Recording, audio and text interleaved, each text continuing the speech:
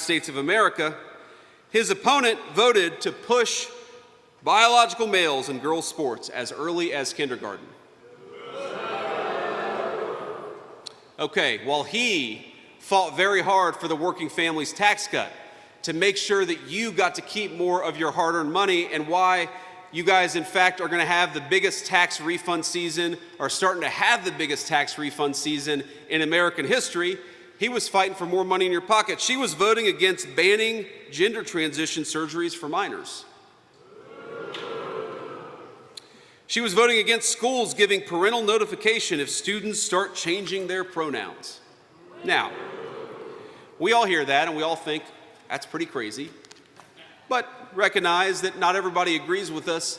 Here's the thing, even if you don't think that's crazy, why is that the priority of a woman who wants to represent you in Washington, D.C.?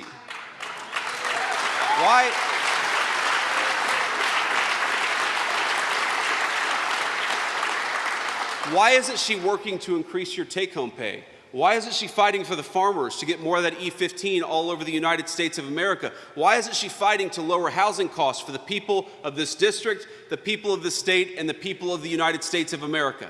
And it goes back to the question that I asked at the very beginning of this discussion. We have two parties in Washington, D.C.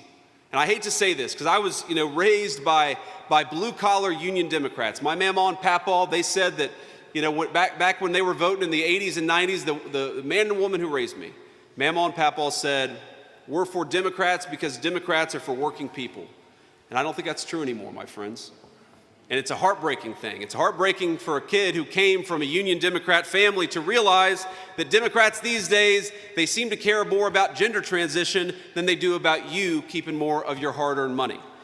And I really do believe this, that there are Democrats like my mama and papa all over the great state of Iowa, but I hate to say it, and I hate to break it to you, but there are none left in Washington, D.C.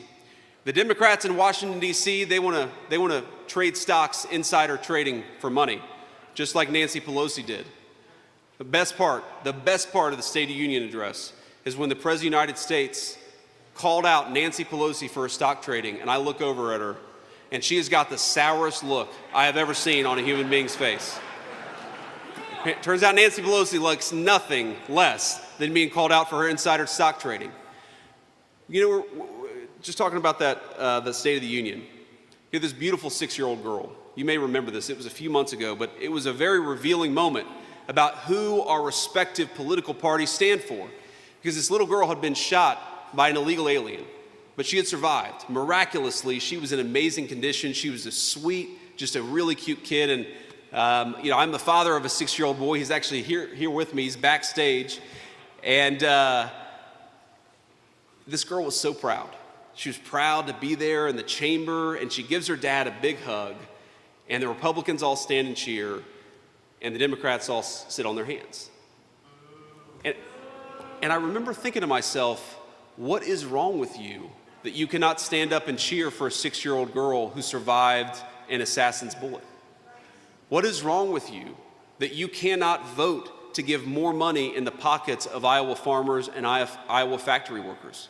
What is wrong with you when you cannot stand up for the Americans, some of whom literally have taken bullets in the United States of America, but you fight every single day for illegal immigrants who have no right to be in the United States in the first place? And what does it say about a political party that they have fought more against our anti-fraud efforts than they ever did to protect your dollars and to protect the benefits of the people who use those benefits? My friends, this is not a normal election. This is not a normal political environment. This is a contest between a party that wants to take all of your money and give it to illegal aliens, and a contest between gentlemen like Zach Nunn, who fight every single day for you. And I have a simple question here, which is, do you want somebody who votes to give your money to illegal aliens? No. Do you want somebody who votes to raise your taxes? No. Do you want somebody who supports defrauding you and taking money away from poor kids so they can give it to the fraudsters? No.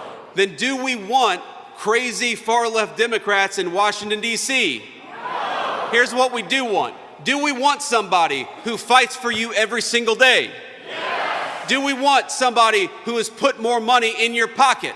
Yes. Do we want somebody who gives E15 all over the United States of America so Iowa farmers can profit from it? Yes. So what do we want? We want Congressman Zach Nunn, and you got to get him to Washington, D.C.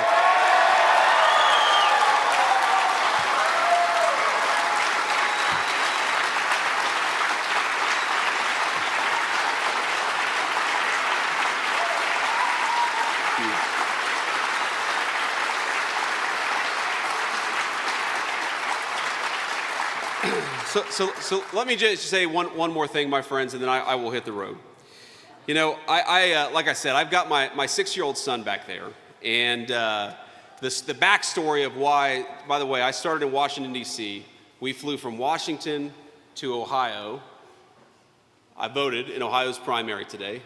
From Ohio, that's right.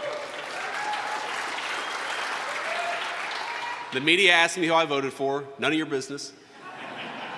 Went from Ohio to Oklahoma City to do a fundraiser for the Republican National Committee, and then I came here to be with all of you this evening. And, you know, I can't wait to tell my wife when we get home that we've watched about 9 episodes of X-Men, and my son has eaten 4 chocolate chip cookies. She's going to be very pleased with the vice president.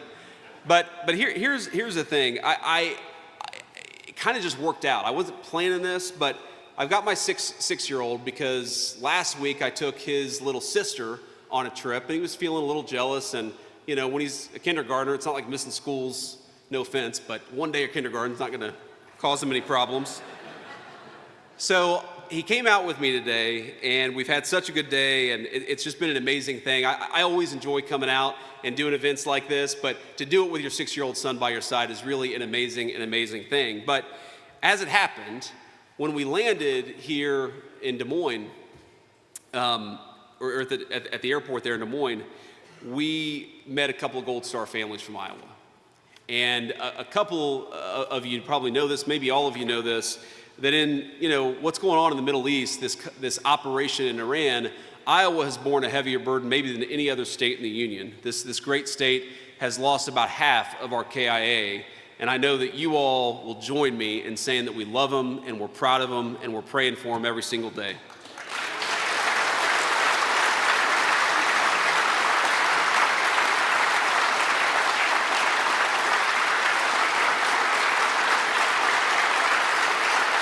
Thank you.